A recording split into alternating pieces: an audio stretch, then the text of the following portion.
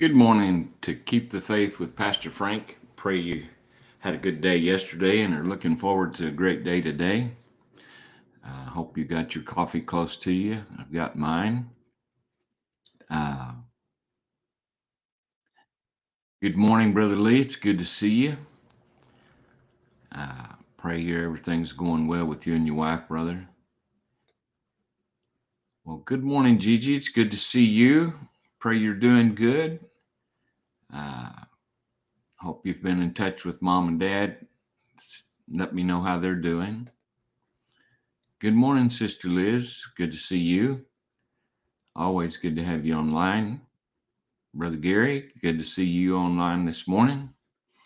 Um, I guess most of y'all figured out that yesterday wasn't Friday. So, good morning, Brother Lewis and Sister Gail. It's good to have you with us. And if you will, I'm going to ask everybody to like the stream and share it.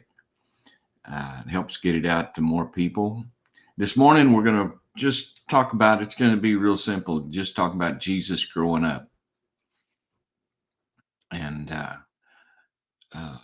so, one of the things that I think that we don't think about a lot, we see the parts of the Christmas story, and but we don't think about that Jesus grew up as a just grew up as a real child. He had a real childhood, and so I'm going to read in Luke chapter 2, and we're just going to continue on this little um, in this chapter here for a little bit. So I'm going to read a lot of verses this morning, but I'm not going to say a whole lot probably. But most of you know me better than that. Uh, Verse 39.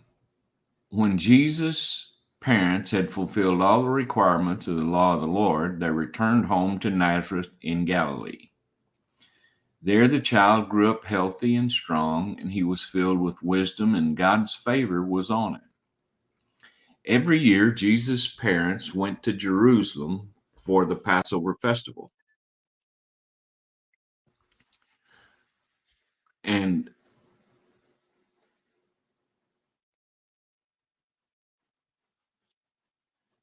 when Jesus was 12 years old, they attended the festival as usual.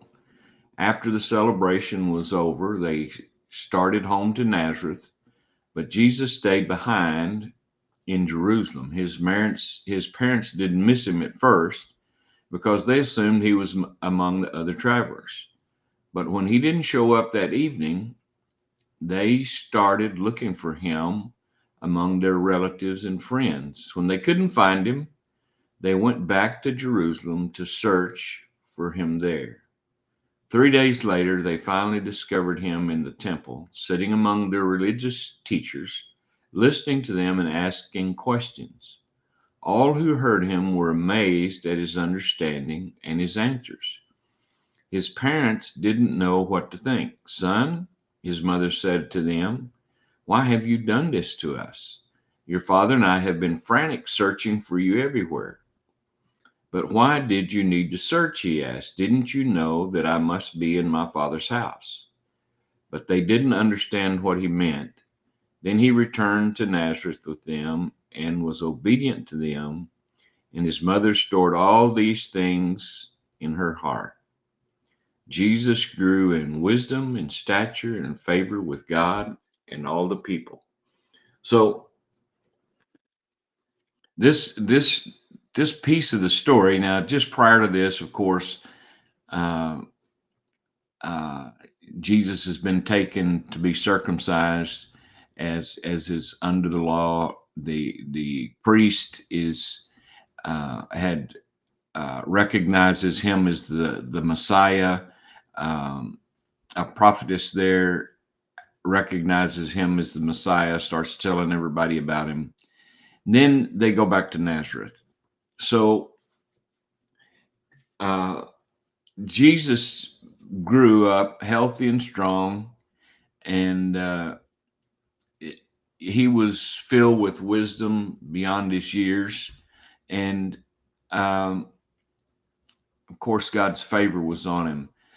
So every year when they went to Jerusalem for the Passover festival, um, at that time of year there was a lot of travelers, not just one or two, but it's um, kind of like going somewhere for Thanksgiving or Christmas or uh, any other holiday here. You get on the road and uh, man, everybody's trying to get to their family's house, and everybody's trying to get to.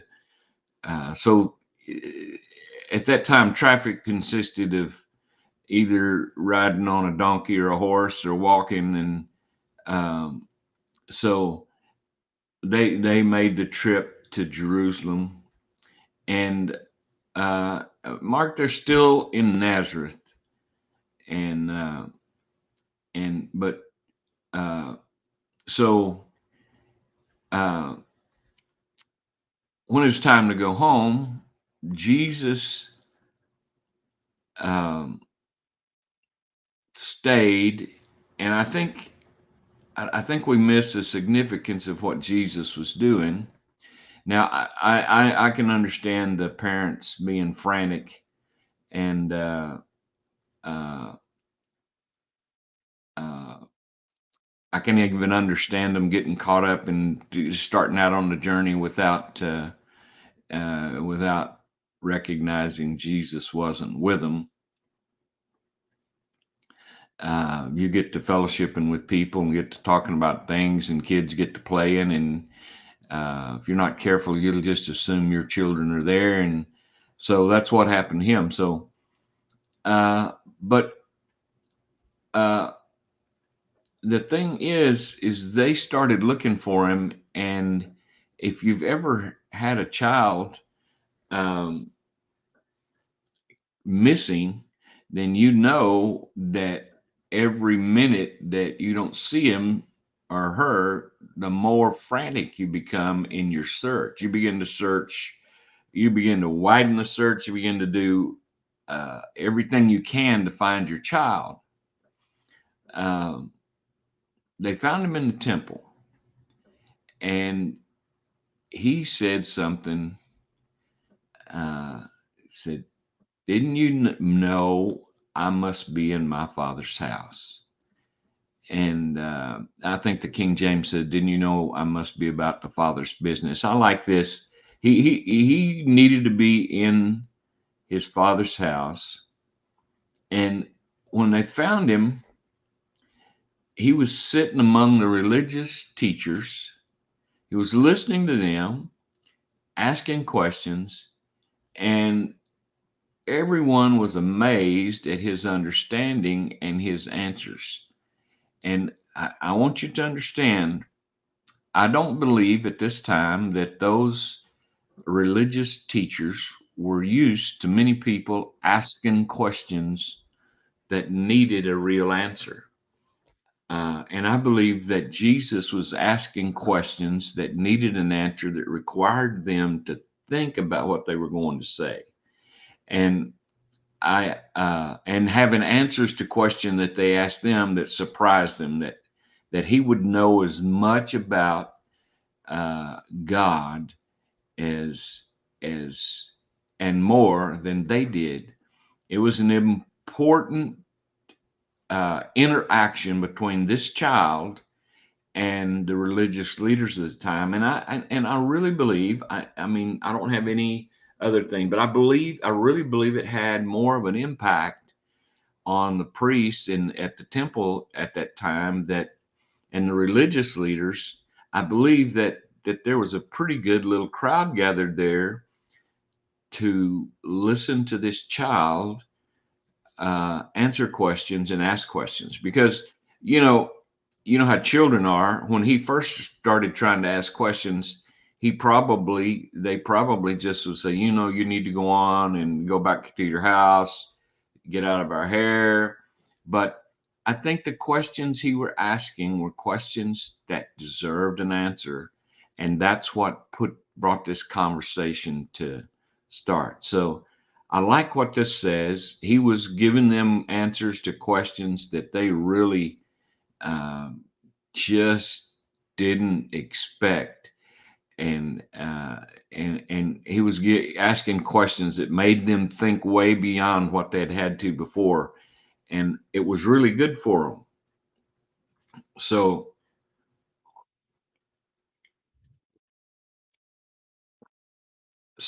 Jesus was, like he said, he was doing in his Father's house.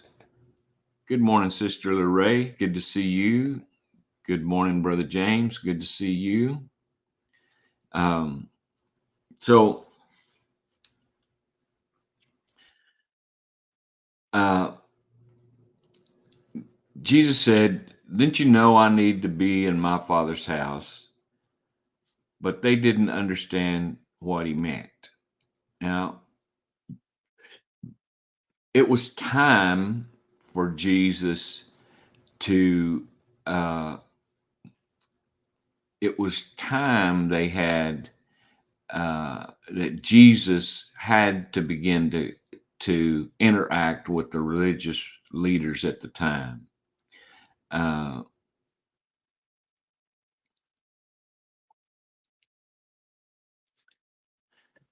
and Lee's got a comment here I'm going to put up here. You can see. Um, so uh, the thing that we're talking about here is we need to know the word, and we need to be able to answer the questions that our children have. And really, honestly, when the priests and religious leaders couldn't answer the questions, uh, and Jesus was providing some answers to questions, it was a, this wasn't a confrontational thing at all. It was an informational exchange, and they were just shocked that a person this young, and I've actually met other young people that had a really deeper spiritual knowledge of things than most adults that I know. But uh, so then this says something that's really cool. He says, "Then he returned to Nazareth with them and was obedient to them.